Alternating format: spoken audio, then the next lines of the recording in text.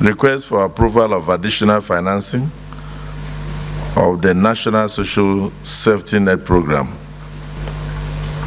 Approved an additional loan facility to the tune of USD 800 million to be secured from the World Bank for the National Social Safety Net Program. You may also wish to note that the purpose of the facility is to expand coverage of shock-responsive safety net support for the poor and vulnerable Nigerians, and to help them cope with the cost of meeting basic needs.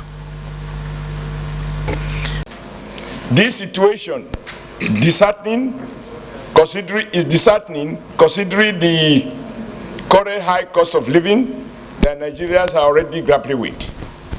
Worried that the deplorable state of the road has caused damage to properties and led to the death of numerous innocent commuters through accidents, including the one that Mr. President had to issue a condolence message, people who were wasted on that road, I believe about 2 weeks ago.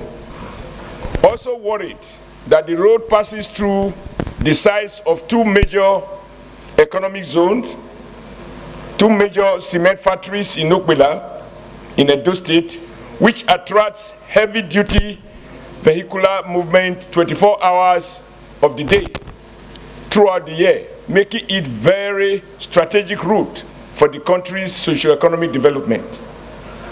Accordingly, our prayers that the Senate urge Mr. President of the Federal Republic of Nigeria to grant approval for the augmentation of costs on the road through the Federal Ministry of Works and Housing, pending the constitution of the Federal Executive Council for ratification.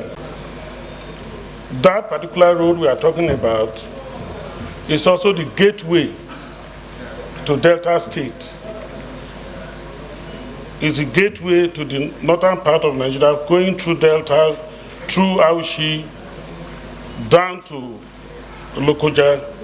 So I think that it is something this House has to look at dispassionately and urge the various agencies to take up remedial action on that road.